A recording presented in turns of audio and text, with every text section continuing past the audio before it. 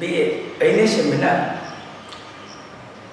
ವಿದ್ಯಾರ್ಥಿಗಳಿಗೆ ಸ್ವಾಗತಿಸುತ್ತಾ ಇವತ್ತಿನ ದಿವಸ ಆಧುನಿಕ ಭಾರತದ ಇತಿಹಾಸದಲ್ಲಿನ ಬ್ರಿಟಿಷ್ ಸಾಮ್ರಾಜ್ಯದ ಸ್ಥಾಪನೆಗೆ ಕಾರಣಕರ್ತನಾದ ರಾಬರ್ಟ್ ಕ್ಲೈವ್ನ ಜೀವನ ಮತ್ತು ಸಾಧನೆಗಳನ್ನು ಗಮನಿಸೋಣ. ನಾವೀಗಾಗಲೇ ನೋಡಿದ್ದೇವೆ ಭಾರತಕ್ಕೆ ಯುರೋಪಿಯನ್ನರ ಆಗಮನದ ಕುರಿತು. ಪೋರ್ಚುಗೀಸರು, ಡಚ್ಚರು, ಇಂಗ್ಲಿಷರು, ಫ್ರೆಂಚರು ಆಗಮಿಸಿದ್ದನ್ನು, ಅದರ ಕೊನೆ ಹಂತದಲ್ಲಿ ಇಂಗ್ಲಿಷರು ಮತ್ತು ಫ್ರೆಂಚರಿಗೂ ಪ್ರಭುತ್ವ ಸ್ಥಾಪನೆಗಾಗಿ ಹೋರಾಟ ಸಂಭವಿಸಿತು ಅಂತ. ಅದರ ಪರಿಣಾಮ 3ನೇ ಕರ್ನಾಟಕದಲ್ಲಿ ಇಂಗ್ಲಿಷರು ಜಯ ಸಾಧಿಸೋದಕ್ಕೆ ಸಾಧ್ಯವಾಗಿದೆ. ಅದರಿಂದಾಗಿ ಭಾರತೀಯ ದೊರೆಗಳನ್ನು ಸಿಂಹಾಸನದ ಮೇಲೆ ಕೂಡಿಸಿ ಅವರಿಂದ ವ್ಯಾಪಾರದ ಲಾಭಗಳು ಎಂಬಂತೆ ಕೆಲವು ಪ್ರದೇಶಗಳಲ್ಲಿ ವ್ಯಾಪಾರ ಮಾಡಲು ಅನುಮತಿ ತಗೋತಾರೆ. ಅದರ ಮೂಲಕವಾಗಿ ತಮಗೆ ಬೇಕಾದ ದೊರೆಯೊಬ್ಬ ಅಧಿಕಾರ ಮಾಡ್ತಾ ಇದ್ದಾನೆ, ಅದರಿಂದ ಅನೇಕ ಸೌಲಭ್ಯಗಳನ್ನು ಪಡೆದುಕೊಳ್ಳಬಹುದು ಎಂಬ ಉದ್ದೇಶದಿಂದ ಮುಂದಿನ ದಿನಗಳಲ್ಲಿ ಹಂತ ಹಂತವಾಗಿ ಭಾರತೀಯ ಪ್ರದೇಶದಲ್ಲಿನ ವ್ಯಾಪಾರದ ಲಾಭದ ಜೊತೆಗೆ ಪ್ರಾದೇಶಿಕ ಲಾಭವನ್ನು ಅಥವಾ ಆ ಪ್ರದೇಶದ ಕಂದಾಯವನ್ನು ವಸೂಲಿ ಮಾಡುವಂಥ ಅವಕಾಶವನ್ನು ನಿರ್ಮಾಣ ಮಾಡಿಕೊಳ್ತಾರೆ. ಹಂತ ಹಂತವಾಗಿ ಆ ಪ್ರದೇಶ ಬ್ರಿಟಿಷ್ ಪ್ರಭುತ್ವಕ್ಕೆ ಒಳಪಡುತ್ತೆ. ಅದು ಹಾಗೆ, ಅದಕ್ಕೆ ಯಾರು ಕಾರಣ ಅಂತ ನಾವು ಪ್ರಶ್ನೆ ಮಾಡಿದ್ರೆ ಅದಕ್ಕೆ ಉತ್ತರ ರಾಬರ್ಟ್ ಕ್ಲೈವ್. ಸೊ ಇವರಿಂದಾಗಿ ಭಾರತದಲ್ಲಿ ಬ್ರಿಟಿಷ್ ಸಾಮ್ರಾಜ್ಯ ಸ್ಥಾಪನೆ ಆಗಿದೆ. ಹಾಗಾದರೆ ಹೇಗೆ ಆಗಿದೆ ನೋಡೋಣ. ರಾಬರ್ಟ್ ಕ್ಲೈವ್ ಭಾರತದಲ್ಲಿ ಬ್ರಿಟಿಷ್ ಸಾಮ್ರಾಜ್ಯವನ್ನು ಸ್ಥಾಪಿಸಿದ ಕ್ಲೈವ್ 1725ರಲ್ಲಿ ಸ್ಟಾಪ್ ಸೈರನ್ ಮಾರ್ಕೆಟ್ ಡ್ರೇಟನ್ ಎಂಬಲ್ಲಿ ಜನ್ಮ ತಾಳಿದ. ಇಂಗ್ಲೆಂಡ್ ಒಂದು ಪ್ರದೇಶ ಅಂತ. ಇವನ ತಂದೆ ರಿಚರ್ಡ್ ಕ್ಲೈವ್. ಇವನೇನು ಅಷ್ಟೊಂದು ಐಶ್ವರ್ಯವಂತನಾಗಿರಲಿಲ್ಲ, ಅಂದರೆ ಶ್ರೀಮಂತ ಕುಟುಂಬದಲ್ಲಿ ಜನ್ಮ ತಾಳಿದವನಲ್ಲ. ಆದರೂ ಇವನು ಭಾರತದಲ್ಲಿ ಬ್ರಿಟಿಷ್ ಸಾಮ್ರಾಜ್ಯವನ್ನು ಸ್ಥಾಪನೆ ಮಾಡ್ತಾನೆ. ಯಾಕೆ? ಅವನಲ್ಲಿರ್ತಕ್ಕಂಥ ಗುಣಗಳು ಏನವನಲ್ಲಿರ್ತಕ್ಕಂಥ ಗುಣಗಳು ನೋಡೋಣ. ಕ್ಲೈವನ ಸ್ವಭಾವ: ಬಾಲ್ಯದಲ್ಲಿ ತುಂಟನಾಗಿಯೂ ದುಡುಕು ಸ್ವಭಾವದವನಾಗಿ ಆಗಿರುವಂತಹ ಕ್ಲೈವ ಅಂಗಡಿಗಳಿಗೆ ಕಲ್ಲು ಹೊಡೆಯುವುದರಲ್ಲಿ ಖುಷಿ ಪಡುತ್ತಿದ್ದ. ಅಂಗಡಿಯ ಗಾಜುಗಳನ್ನ ಪುಡಿ ಪುಡಿ ಮಾಡುವುದು, ಹುಡುಗರ ಜೊತೆ ಜಗಳ ಮಾಡುವುದು ಮುಂತಾದವುಗಳು ಈತನ ತುಂಟಾಟ. ಇವು ಕ್ಲೈವನಿಗೆ ಸಂತೋಷ ಕೊಡುವಂತ ವಿಷಯಗಳು ಅಥವಾ ಆಕ್ಟಿವಿಟೀಸ್ಗಳು ಅಂತ. ಈ ಸಂದರ್ಭದಲ್ಲಿ ಯಾರ ಮಾತನ್ನು ಆತ ಕೇಳ್ತಾನೆ ಇರಲಿಲ್ಲ. ಒಟ್ಟಾರೆ ಅವನ ಗುಣಗಳು ಇತರರಿಗಿಂತ ಭಿನ್ನವಾಗಿವೆ. ಪರಿಣಾಮ ಇವನನ್ನು ಯಾವ ಶಾಲೆಗೂ ಸೇರಿಸಿಕೊಳ್ತಾ ಇರಲಿಲ್ಲ. ಅದರಿಂದ ಒಂದು ಪಾಠಶಾಲೆಯಿಂದ ಮತ್ತೊಂದು ಪಾಠಶಾಲೆಗೆ ಅಲೆಯುವಂತಾಯಿತು. ಅಂದ್ರೆ ಯಾವ ಇಟ್ಕೊಳ್ಳಿ ಆದ್ರೆ ಅವನು ಬೇರೆ ಸ್ಕೂಲ್ಗೆ ಹೋಗ್ಲೇಬೇಕಾಗುತ್ತೆ. ಅಲ್ಲಿ ಒಂದು ಸ್ವಭಾವದಲ್ಲೇ ಮತ್ತೊಂದು ಸ್ಕೂಲ್ಗೆ ಹೋಗ್ಬೇಕಾಗುತ್ತೆ. ಅಂದ್ರೆ ಇವನ ತುಂಟ ಸ್ವಭಾವದ ಪ್ರತಿಫಲವಾಗಿ ಒಂದೇ ಜಾಗದಲ್ಲಿ ಉಳಿಯುವಂತವನಲ್ಲ. ಎಷ್ಟು ತುಂಟ ಇದ್ದ ಅನ್ನೋದಕ್ಕೆ ಹಾಗೆಲ್ಲ ಧೈರ್ಯವಂತ ಇದ್ದ ಕತ್ತಿಗೆ ಸಾಹಸಿನೂ ಆಗಿದ್ದ ಅನ್ಕೊಂಡು ಉದಾಹರಣೆ ಕೊಡಬೇಕು ಅಂತಂದ್ರೆ, ಒಂದು ದಿನ ತನ್ನ ಹಳ್ಳಿಯ ಚರ್ಚಿನ ಗೋಪುರದ ತುದಿಗೆ ಹತ್ತಿ ಕೊನೆಯ ಕಲ್ಲಿನ ಮೇಲೆ ಕಾಲನ್ನು ಇಳಿಬಿಟ್ಟು ಕುಳಿತುಕೊಂಡಿದ್ದ. ಚರ್ಚಿನ ಗೋಪುರ ಹತ್ತಿದ್ರೆ ಕಷ್ಟ, ಅಂಥವ್ರಿಗೆ ಫೈನಲ್ ಕಲ್ಲಿನ ಮೇಲೆ ಕುತ್ಕೊಂಡು ಕಾಲನ್ನು ಇಳಿಬಿಟ್ಟು ಅಥವಾ ಜೋತು ಬಿಟ್ಟು ಕುತ್ಕೊಂಡಿದ್ದಾದ್ರ ನಿಜವಾಗಿ ಅವನ ಸಾಧನೆಯನ್ನ, ಅವನ ಧೈರ್ಯವನ್ನ ಮೆಚ್ಚಿಕೊಳ್ಳೇಬೇಕಾಗುತ್ತೆ. ಅಂದ್ರೆ ಸಾಹಸ ಪ್ರವೃತ್ತಿಯವ ಧೈರ್ಯವಂತ ಅನ್ನುವಂಥ ಮಾತನ್ನ ನಾವಿಲ್ಲಿ ನೆನಪಿಸ್ಕೋಬಹುದೇನೋ ಅಂತ. ಸ್ವಂತ ಪ್ರವೃತ್ತಿನಾಗಿರ್ತಕ್ಕಂಥ ಈ ಕ್ಲೈವ್ ಬಹುಶಃ ಇಡೀ ತನ್ನ ಗ್ರಾಮದ ಜನತೆಗೆ ಬೇಡವನಾಗಿದ್ದ. ಅದರ ಪರಿಣಾಮವಾಗಿ ತಂದೆಗೂ ಬೇಡಕ್ಕಾಗುತ್ತೆ. ಯಾಕಂದ್ರೆ ಯಾವ ಶಾಲೆಗೆ ಹೊಂದಿಸೋಕ್ಕಾಗಲ್ಲ, ಯಾವ ಕೆಲಸಕ್ಕೆ ಹೊಂದಿಸೋಕ್ಕಾಗಲ್ಲ, ಏನ್ ಮಾಡಬೇಕು ಅಂತಕ್ಕಂಥ ಸ್ಥಿತಿಯಲ್ಲಿ ಇರ್ತದೆ ಅಂತ. ಒಟ್ಟಾರೆ ತಂದೆಗೆ ಮಗನ ಆಕ್ಟಿವಿಟಿಗಳನ್ನು ಸರಿಪಡಿಸೋದಕ್ಕೆ ಸಾಧ್ಯ ಆಗಲಿಲ್ಲ. ಹಾಗೆ ಯಾವುದೋ ಒಂದು ಉದ್ಯೋಗವನ್ನು ಕೊಡಿಸೋದಕ್ಕೂ ಸಾಧ್ಯ ಆಗಲಿಲ್ಲ. ಅದರಿಂದ ತನ್ನ ಮುಂದೆ ಇರೋದಕ್ಕಿಂತ ಬೇರೆ ಎಲ್ಲಾದ್ರೂ ಹೋಗಿ ಬದುಕೊಳ್ಳಿ ಅಂತಕ್ಕಂಥ ಮನೋಭಾವನೆಗೆ ಬಂದ ರಿಚರ್ಡ್ ಕ್ಲೈವ್.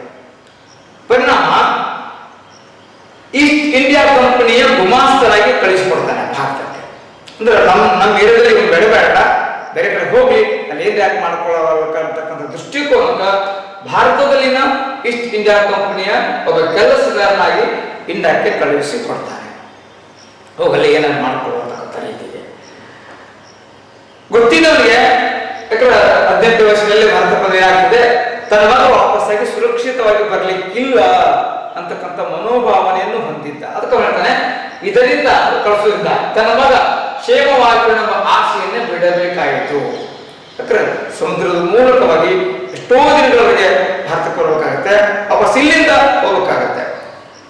ಇಲ್ಲಿ ಇವನ್ನ ರಕ್ಷಣೆ ಮಾಡುವಂತಾರೆ ಯಾರು ಇಲ್ಲ. ಯಾಕಂದ್ರೆ ಒಬ್ಬ ಗುಮಾಸ್ತನಾಗಿ ಆರಂಭಿಸಿದ್ರೆ ಇವನ್ನ ಯಾರು ರಕ್ಷಣೆ ಮಾಡ್ತಾ ಇರ್ತಾರೆ. ಹೀಗಾಗಿ ತನ್ನ ಮಗ ವಾಪಸ್ಸಾಗಿ ಸುರಕ್ಷಿತವಾಗಿ ಬರ್ತಾ ಅಂತಕ್ಕಂಥ ನಂಬಿಕೆ ಇಟ್ಟುಕೊಂಡಿರ್ಲಿಲ್ಲ ಇವರಪ್ಪ ಅಥವಾ ಅಜ್ಜ ಇಟ್ಟಿರಲಿಲ್ಲ. ಹಾಗೆ ಇನ್ನೊಂದು ಕಾರಣ, ಭಾರತದಲ್ಲಿನ ಹವಾಮಾನ ಯುರೋಪಿಯನರಿಗೆ ಒಗ್ಗುತ್ತಿರಲಿಲ್ಲ. ಸೊ ಈ ಕಾರಣಕ್ಕಾಗಿ ಸಹಿತ ವಾಪಸ್ಸಾಗಿ ಸುರಕ್ಷಿತ ಬರ್ತಾನಂತಕ್ಕಂಥ ನಂಬಿಕೆ ಇಲ್ಲ. ಏನಾಗಿ ಗುಮಾಸ್ತನಾಗಿ ಕಳಿಸ್ಬಿಟ್ಟಿದ್ದಾನೆ, ಹಡಗು ಹತ್ತಿದ್ದಾನೆ, ಭಾರತಕ್ಕೆ ಬರಬೇಕಾಗಿದೆ, ಭಾರತದಲ್ಲಿ ಗುಮಾಸ್ತನಾಗಿ ಸೇವೆಯನ್ನು ಸಲ್ಲಿಸಬೇಕಾಗಿದೆ. ಅದು ಇವನ ಸ್ವಭಾವಕ್ಕೆ ಗುಮಾಸ್ತಗಿರಿ ಹೊಂದಾಣಿಕೆ ಆಗಲ್ಲ. ಯಾಕಂದ್ರೆ ಕ್ರಿಯಾಶೀಲನಾಗಿರ್ತಕ್ಕಂಥ ಅಂತ ಕರಿಬಹುದು, ಅಥವಾ ಸಾಹಸಿ ಇರ್ತಕ್ಕಂಥ ಕರಿಬಹುದು, ಅದ್ಭುತವಾಗಿ ಕೆಲಸ ಮಾಡುವಂತ ಅಂತ ಕರಿಬಹುದು, ಅಂತವನು ಗುಮಾಸ್ತನಾಗಲಿಕ್ಕೆ ಸಾಧ್ಯ ಇಲ್ಲ. ಹಾಗೆ ಏನಾಯಿತು, 17 ವರ್ಷದಲ್ಲಿ ಈಸ್ಟ್ ಇಂಡಿಯಾ ಕಂಪನಿ ಗುಮಾಸ್ತನಾಗಿ ಮದ್ರಾಸಿಗೆ ಹಡಗತ್ತಿ ಮದ್ರಾಸಿಗೆ ಬಂದು ಇಳಿದ. ಫಸ್ಟ್ ಬಂದಿದೆ ಮದ್ರಾಸಕ್ಕೆ. ಬಂದೊಡನೆ ಅನೇಕ ತೊಂದರೆ ಅನುಭವಿಸಬೇಕಾಯ್ತು. ಅರ್ಥಾತ್ ಇಲ್ಲಿನ ಹವಾಮಾನಕ್ಕೆ ಹೊಂದಿಕೊಳ್ಳಲಾದ ರೋಗದಿಂದ ಬಳಲಾರಂಭಿಸಿದ. ಅಂದ್ರೆ ಕಷ್ಟ ಅನುಭವಿಸ್ಲಿಕ್ಕೀಗ.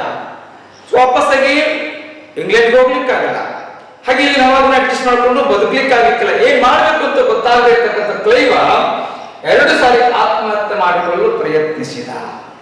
ಬಹುಶಃ ಅವನು ಸುದೈವವೋ ಭಾರತದ ನಮ್ಮ ದುರ್ದೈವವೋ, ಒಟ್ಟಾರೆ ಬದುಕುಳಿಬೇಕಾಗಿರ್ತಕ್ಕಂಥ ಪರಿಸ್ಥಿತಿ ನಿರ್ಮಾಣ ಆಗಿದೆ. ಏನಾಯ್ತು, ಗುಂಡು ಹಾರಿಸಿಕೊಳ್ಳಲು ಪ್ರಯತ್ನಿಸಿದನು, ಬದುಕುಳಿದನು, ಸಾಯಲಿಲ್ಲ. ಇದನ್ನು ಕಂಡು ಅವನಿಗೆ ಆಶ್ಚರ್ಯವಾಯಿತು. ಬರೀ ಆಶ್ಚರ್ಯವನ್ನು ಅನ್ಕೋದ್ರೆ ಏನ್ ಅನ್ಕೋತಾನೆ, ದೇವರು ನನ್ನನ್ನು ಲೇಖಕ್ಕಾಗಿ ಜೀವನದಿಂದ ಉಳಿಸಿರೋ ತಿಳಿಯದು. ಅದಕ್ಕೆ ಬಹುಶಃ ನನ್ನಿಂದ ನಡೆಯಬೇಕಾಗಿರುವ ಕಾರ್ಯ ಯಾವುದಾದ್ರೂ ಇದ್ದಿರಬಹುದು. ಎಷ್ಟು ಆತ್ಮಧೈರ್ಯ ಅಂತಕ್ಕಂಥದ್ದು ಪ್ರಭಾವಿ ಇರ್ತಕ್ಕಂಥ ದೇವರು ಕಾರಣ. ನಾನು ಸತ್ತಿಲ್ಲ ಅಂತಂದ್ರೆ ಅಥವಾ ಸಾಯ್ತಾ ಇಲ್ಲ ಅಂತಂದ್ರೆ ತಪ್ಪು ನಂದಲ್ಲ, ದೇವರು ತನ್ನಂತ ಹೇಳ್ತಾನೆ. ನಾನು ಮಾಡಬೇಕಾಗಿರ್ತಕ್ಕಂಥ ಯಾವುದೋ ಒಂದು ಕಾರ್ಯ ಇದೆ, ಆ ಕಾರಣಕ್ಕಾಗಿ ದೇವರು ನನ್ನನ್ನು ಜೀವಂತ ಇಟ್ಟಿದ್ದಾನೆ. ನೋಡಿ, 2 ಸಾರಿ ಗುಂಡು ಹಾರಿಸಿಕೊಳ್ಳಿಕ್ಕೆ ಪ್ರಯತ್ನ ಸತ್ತಿಲ್ಲ ಅಂದ್ರೆ ಏನು ನೋಡೋಣ ಅಂದ್ಕೊಂಡಾಗೆ ಅವನೊಂದು ಕಾರ್ಯ ಮಾಡ್ತಾನೆ. ಕಾರ್ಯ ಮಾಡಿದ್ಮೇಲೆ 3ನೇ ಸರಿ ಮತ್ತೆ ಆತ್ಮಹತ್ಯೆ ಮಾಡ್ಕೊಂಡೆ ಪ್ರಾಣ ಕಳ್ಕೊತಾನೆ. ಅಂದ್ರೆ ಅರ್ಥ ಇನ್ಬಿಟ್ಟು ಈ ಅವಧಿಯಲ್ಲಿ ಅದ್ಭುತವಾಗಿರ್ತಕ್ಕಂಥ ಸಾಧನೆಯನ್ನು ಮಾಡಿದ ರಾಬರ್ಟ್ ಕ್ಲೈವ್ ಅಂತ. ಹಾಗೆ ಏನ್ ಮಾಡಿದ, ಒಂದು ಮಾತನ್ನು ನಾವು ಗಮನಿಸಬೇಕು, ವ್ಯಕ್ತಿ ಸಾಯೋದಕ್ಕೆ ಸಿದ್ಧ ಆದ್ರೆ ಆ ಸಾವಿನ ಮೆಟ್ಟಲು ಹತ್ತಿ ಬಂದ್ರೆ ಮುಂದೆ ಯಾವುದಕ್ಕೂ ಹೆದರಲ್ಲ. ಯಾಕಂದ್ರೆ ಅವ್ರಿಗೆ ಪ್ರಾಣ ಭಯ ಹೋಗ್ಬಿಟ್ಟಿರ್ತಾರೆ, ಬರಲಿ ಅಂತಿರ್ತಾನೆ. ಹಾಗಾಗಿ ಕ್ಲೈವನು ಸಹಿತ ಆ ಪ್ರಾಣ ಭಯ ಕಳ್ಕೊತಾನೆ. ಏನಾದ್ರೂ ಆಗ್ಲಿ ಅಂತ ನಾನು. ಅದ್ರ ಪರಿಣಾಮ ಏನಾಯ್ತು, ಮೇಜಿನ ಬಳಿ ಕುಳಿತು ಬರೀ ಲೆಕ್ಕ ಬರೆಯುವುದು ಅವನಿಗೆ ಇಷ್ಟ ಆಗಲಿಲ್ಲ.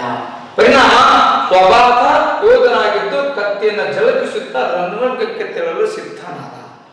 ಹೆಂಗೋ ನಾನು ಸಾಯಕ್ಕೆ ಸಿದ್ಧನಿ, ಯಾಕೆ ಯುದ್ಧ ಮಾಡಬಾರ್ದು, ನನ್ನ ಸೇವೆಯನ್ನು ಯಾಕೆ ತೋರಿಸಬಾರ್ದು ದೃಷ್ಟಿಕೋನಕ್ಕೆ ಯುದ್ಧಕ್ಕೆ ಸಿದ್ಧನಾಗ್ತಾನೆ. ಸೊ ಒಬ್ಬ ಗುಮಾಸ್ತನಾಗಿರ್ತಕ್ಕಂಥ ಒಬ್ಬ ಸೈನಿಕನಾಗಿ ಹೊರಹೊಮ್ಮುವಂತ ಸ್ಥಿತಿ ನಿರ್ಮಾಣವಾಗುತ್ತೆ. ಇದು ಕ್ಲೈವನ ಟರ್ನಿಂಗ್ ಪಾಯಿಂಟ್, ಭಾರತದ ಇತಿಹಾಸದ ಟರ್ನಿಂಗ್ ಪಾಯಿಂಟ್ 2 ಆಗುತ್ತೆ. ಹಾಗೆ ಏನಾಗಿದೆ, ಫ್ರೆಂಚರೊಡನೆ ನಡೆದ ಮೊದಲ ಯುದ್ಧದಲ್ಲಿ ಕ್ಲೈವ್ ಸ್ವಯಂ ಸೇವಕನಾಗಿ ಯುದ್ಧದಲ್ಲಿ ಸೇವೆ ಸಲ್ಲಿಸಿದ. ಹಾಗೆ ಇಂಗ್ಲಿಷರಿಗೂ ಫ್ರೆಂಚರಿಗೂ ಯುದ್ಧ ಸಂಭವಿಸುತ್ತೆ. ಯುರೋಪ್ನಲ್ಲಿ ಏನಾದ್ರು ಸಿಗ್ತದೆ ಭಾರತದಲ್ಲಿ ಕಾಣಿಸಿಕೊಳ್ಳುತ್ತೆ. ಅದು ಪರಿಣಾಮ ಕಾಣಿಸಿಕೊಳ್ಳುತ್ತೆ. ಹಾಗಾಗಿ ಇವನು ಸ್ವಯಂ ಸೇವಕನಾಗಿ ಸೇವೆ ಸಲ್ಲಿಸ್ತಾನೆ. ಇವನು ಇನ್ನೂ ಸೈನಿಕನಾಗಿ ಹೊರಹೊಮ್ಮಿಲ್ಲ. ನಾನು ಸೇವೆ ಸಲ್ಲಿಸ್ತಿದ್ದಲ್ಲ ಆಗುವಂತ ಪರಿಣಾಮವಾಗಿ ಸೇವೆಯನ್ನು ಸಲ್ಲಿಸಿದ್ದಾನೆ. ಅವನ ಸೇವೆಯನ್ನು ಮೆಚ್ಚಿರ್ತಕ್ಕಂಥ ಕಂಪನಿ ಅಡ್ಡಿಲ್ಲ, ಹೋರಾಟ ಮಾಡ್ತಾನೆ, ಶಕ್ತಿ ಇದೆ. ಇವನಾಗ ಸೈನಿಕನಾಗಿ ನೇಮಕ ಮಾಡಿಕೊಳ್ಳಬಾರದು ಅನ್ನೋ ದೃಷ್ಟಿಕೋನಕ್ಕೆ ಸೈನ್ಯದ ಒಂದು ಸಣ್ಣ ಉದ್ಯೋಗಕ್ಕೆ ನೇಮಕ ಮಾಡಿಕೊಂಡರು. 1748 ಅವಧಿಯಲ್ಲಿ ಇಂಗ್ಲಿಷ್ ಪಾಂಡಿಚೇರಿಯನ್ನು ಮುಚ್ಚಿದಾಗ ತನ್ನ ಶೌರ್ಯವನ್ನು ಪ್ರದರ್ಶಿಸಿದ. ಇಂಗ್ಲಿಷರು ಫ್ರೆಂಚ್ ನೆಲೆ ಆಗಿರ್ತಕ್ಕಂಥ ಪಾಂಡಿಚೇರಿ ಮೇಲೆ ಅಟ್ಯಾಕ್ ಮಾಡ್ತಾರೆ. ಅವರಲ್ಲಿ ತನ್ನ ಸಾಹಸ ಪ್ರದರ್ಶಿಸ್ತಾನೆ. ಅಂದ್ರೆ ಒಬ್ಬ ಮಹಾನ್ ಸೇನಾಪತಿ ಆಗುವ ಗುಣಲಕ್ಷಣಗಳು ಇದಾವೆ ಕ್ಲೈವನಲ್ಲಿ, ನಾವು ಅವಕಾಶ ಕೊಡಬೇಕಾಗಿದೆ ಅಂತಕ್ಕಂಥ ಭಾವನೆ ಬರುವಂತ ರೀತಿಯಲ್ಲಿ ತನ್ನ ಶಕ್ತಿಯನ್ನು ಪ್ರದರ್ಶಿಸ್ತಾನೆ. ಅಂದ್ರೆ ನನ್ನ ಸೈನಿಕನಾಗಿ ಸೇನಾ ನಾಯಕನಾಗಿ ನೋಡಬಹುದೇನು ಅಂತಕ್ಕಂಥ ವಿಚಾರ. ಪರಿಣಾಮ ಕಂಪನಿಯವರಿಗೆ ಕ್ಯಾಪ್ಟನ್ ಪದವಿಯನ್ನು ನೀಡಲಾಯಿತು. ಸೇನಾ ನಾಯಕ ಹುದ್ದೆಯನ್ನು ಕೊಡ್ತಾ ಇದೆ. ಅದರ ಪರಿಣಾಮ ಎರಡನೇ ಕರ್ನಾಟಕ ಯುದ್ಧದಲ್ಲಿ ದ್ವಿತೀಯ ಪಾತ್ರವನ್ನು ವಹಿಸಿದ. ನೋಡಿ, ನೋಡಿದ್ರೆ ಒಂದನೇ ಕರ್ನಾಟಕ ಯುದ್ಧ ಫ್ರೆಂಚರ ಗೆಲುವಿಗೆ ಕಾರಣವಾಗಿದೆ. ಚಂದಾ ಸಾಗರನ್ನ ಸಿಂಹಾಸನದ ಮೇಲೆ ಕೂಡಿಸಿದ್ದಾರೆ. ಈ ಒಂದು ಸ್ಥಿತಿ ಮದ್ರಾಸ್ ಮೇಲೆ ಅಟ್ಯಾಕ್ ಮಾಡಿರ್ತಕ್ಕಂಥ ಲಾಬೋಡಿ ನಾವೇ ಅದನ್ನು ಉಳಿಸಿಕೊಳ್ಳುವ ಮೂಲಕ ಡುಪ್ಲೆ ಯಶಸ್ವಿಯಾಗಿದ್ದಾನೆ. ಸೊ ಹೀಗಾಗಿ ಗೆಲುವು ಇಂಗ್ಲಿಷರೇ ಆಗಿದ್ದು ಫ್ರೆಂಚರೇ ಆಗಿದ್ದರಿಂದ ಅದರ ಲಾಭ ಪಡ್ಕೊಳ್ಳಿಕ್ಕೆ ಪ್ರಯತ್ನ ಪಡುವಂತ ಸಂದರ್ಭ ಇಂಗ್ಲಿಷರದು. ಈಗ ಇಂಗ್ಲಿಷರು ಲಾಭ ಪಡ್ಕೊಳ್ಳಿಕ್ಕೆ ಪ್ರಯತ್ನ ಪಡಿದ್ರೆ ಅದರ ಮೊದಲ ಹಂತದಲ್ಲಿ ಎರಡನೇ ಕರ್ನಾಟಕ ಯುದ್ಧದಲ್ಲಿ ಅಂದ್ರೆ ಎರಡನೇ ಕರ್ನಾಟಕ ಯುದ್ಧದ ಮೊದಲ ಭಾಗವೂ ಸಹಿತ ಫ್ರೆಂಚರದಿರು, ಅದರ ನಂತರದ ಭಾಗ ಇಂಗ್ಲಿಷರ ಗೆಲುವಾಗಿ ಕನ್ವರ್ಟ್ ಆಗ್ತದೆ. ಅವಾಗ ಏನ್ ಮಾಡಿದ, 200 ಜನ ಯುರೋಪಿಯನ್ ಸಿಪಾಯಿಗಳು, 300 ಜನ ಭಾರತೀಯ ಸಿಪಾಯಿಗಳನ್ನು ಒಳಗೊಂಡು ಮತ್ತು 3 ಬೆಳಗ್ಗೆ ದಳಗಳನ್ನು ಒಳಗೊಂಡು ಸಣ್ಣ ಸೈನ್ಯದ ನಾಯಕತ್ವ ವಹಿಸಿಕೊಂಡು 1950ರಲ್ಲಿ ಆರ್ಕಾಟಿಗೆ ಮುತ್ತಿಗೆ ಹಾಕಿದ. ಸೊ ಆರ್ಕಾಟಿಗೆ ಮುತ್ತಿಗೆ ಹಾಕಿದಂತ ಸಂದರ್ಭದ ಅವಧಿಯಲ್ಲಿ ಗೆಲ್ಲುವಂತ ಅವಕಾಶ ನಿರ್ಮಾಣ ಆಗುತ್ತೆ. ಸೊ ಇವನ ಆಗಮನದ ವಾರ್ತೆಯು ಆರ್ಕಾಟಿನ ರಕ್ಷಣಾ ದಳಕ್ಕೆ ಭೀತಿ ಉಂಟು ಮಾಡಿತು. ಕ್ಲೇವನ್ ಬಗ್ಗೆ ಭಯ ಇದೆ. ಸೈನ್ಯ ಕೋಟೆ ಬಿಟ್ಟು ಓಡಿ ಹೋಯಿತು. ಕ್ಲೇವ ಕೋಟೆಯನ್ನ ಆಕ್ರಮಿಸಿಕೊಂಡ. ಬರೀ ಎದ್ಕೊಂಡು ಅಷ್ಟೇ ಅರ್ಥಲ್ಲ, ಓಡಿದ್ರು ಎದ್ಕೊಂಡಂತ ಅರ್ಥಕ್ಕಂತ ಅರ್ಥಲ್ಲ. ಮುಂದೆ 53 ದಿನಗಳ ಚಂದಾ ಸಾಗರ ಸೈನ್ಯದಿಂದ ಹೋರಾಟ ಮಾಡಿ ಆರ್ಕಾಟನ್ನು ಉಳಿಸಿಕೊಡ್ತಾರೆ. ಅವಾಗ ಚಂದಾ ಸಾಗರನ ಅರ್ಧ ಸೈನ್ಯ ಕಳಿಸ್ಕೊಡ್ತಾನೆ ಗೆಲ್ಲಕ್ಕೆ. ಬಟ್ 53 ದಿನ ಹೋರಾಟ ನಡೆಸಿದ್ದ ಚಂದಾ ಸಾಗರ ಗೆಲ್ಲಕ್ಕೆ ಆಗಲ್ಲ. ಅರ್ಥಾತ್ ಕ್ಲೈವ ಆ ಕೋಟೆಯನ್ನು ಉಳಿಸಿಕೊಂಡ. ಬರೀ 500 ಜನ ಸೈನಿಕರನ್ನ ಒಳಗೊಂಡಿರ್ತಕ್ಕಂಥ ಒಂದು ಸೈನ್ಯ.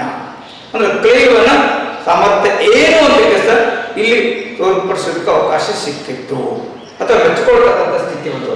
ಇದರಿಂದ ಕ್ಲೈವನ ಪ್ರೀತಿ ಎಲ್ಲೆಲ್ಲಿಯೂ ಹರಡಿತು.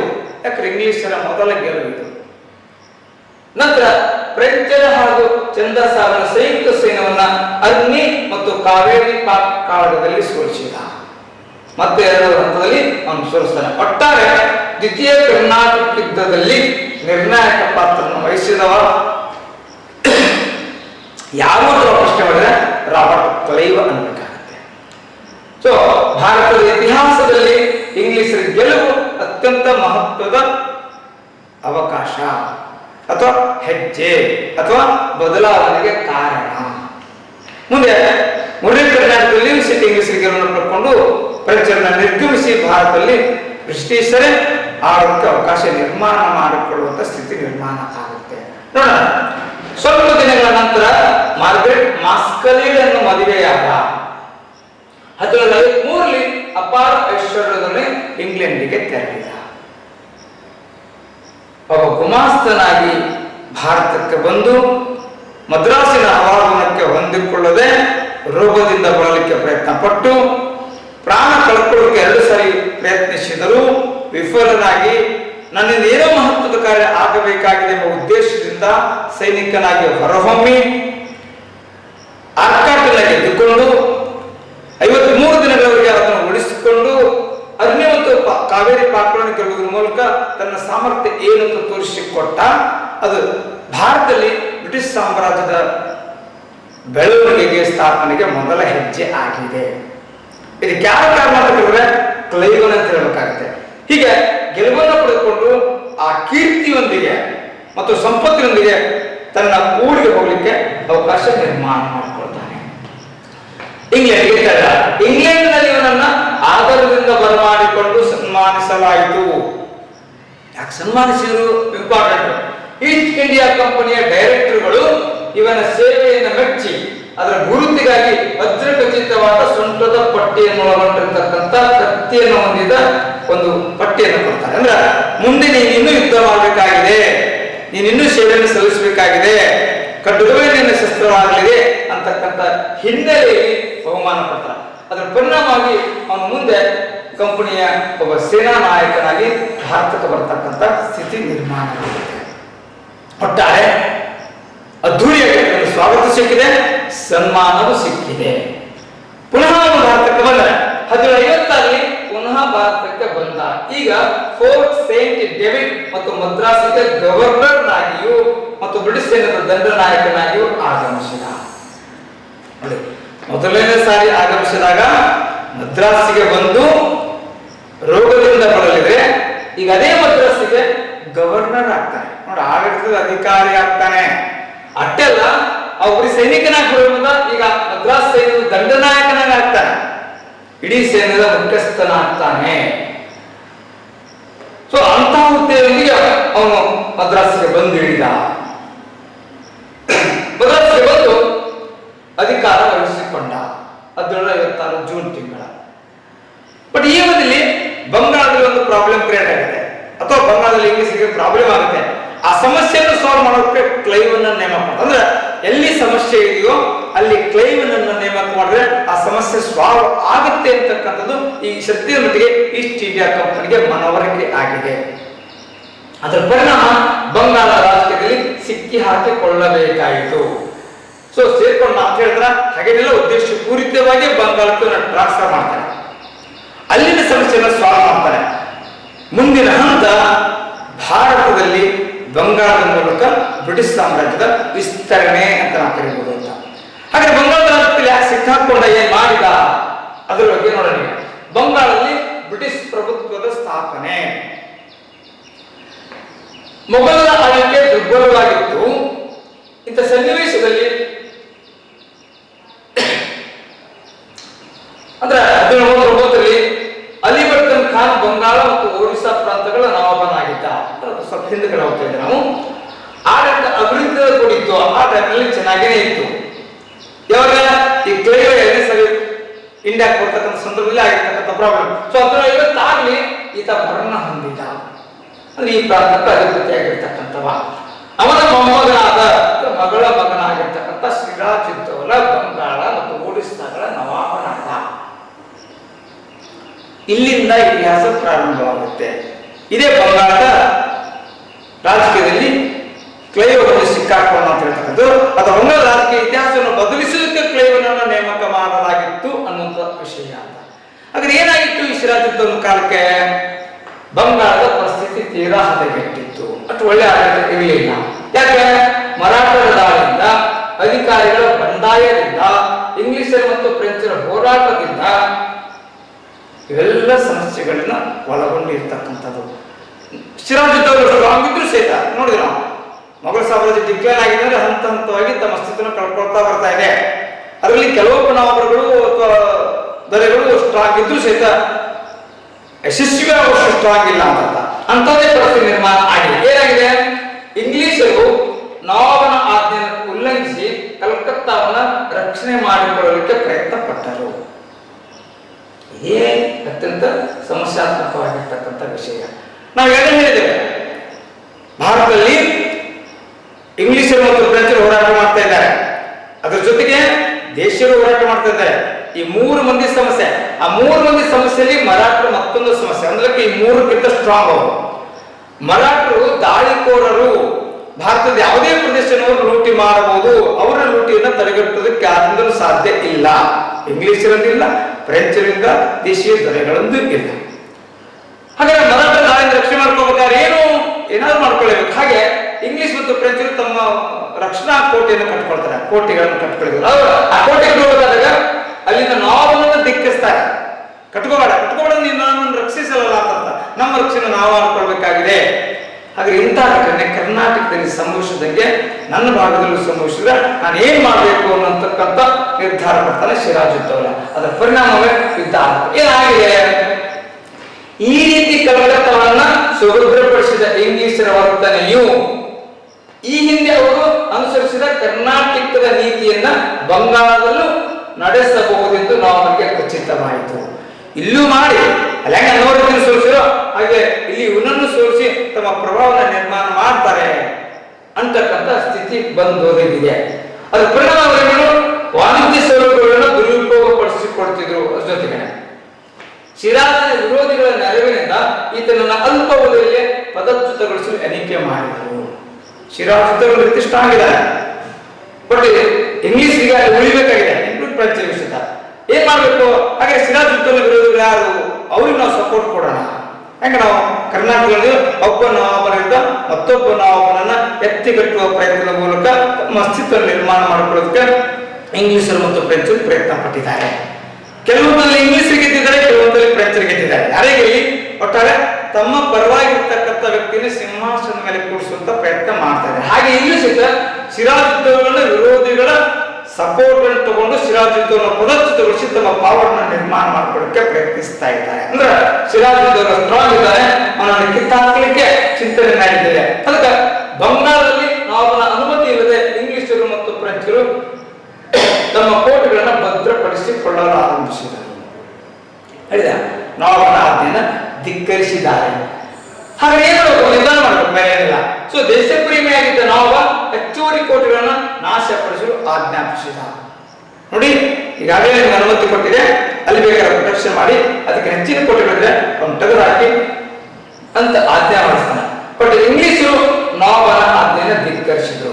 ಕೋಪಗೊಂಡ ನವಾಬ ಕಾಸಿಂ ಬಜಾರಕ್ಕೆ ಮುತ್ತಿಗೆ ಹಾಕಿ ಕಲ್ಕತ್ತಾ ನಗರದ ಮೇಲೆ ಧಾವಿಸಿ ಅಲ್ಲಿದ್ದ ಗವರ್ನರ್ನ ಸೆಳೆದು ಅಲ್ಲಿದ್ದ ಸೇನಾನಿಗಳನ್ನ ಸೈನಿಕರನ್ನ ಸೆರೆ ಹಿಡಿದ.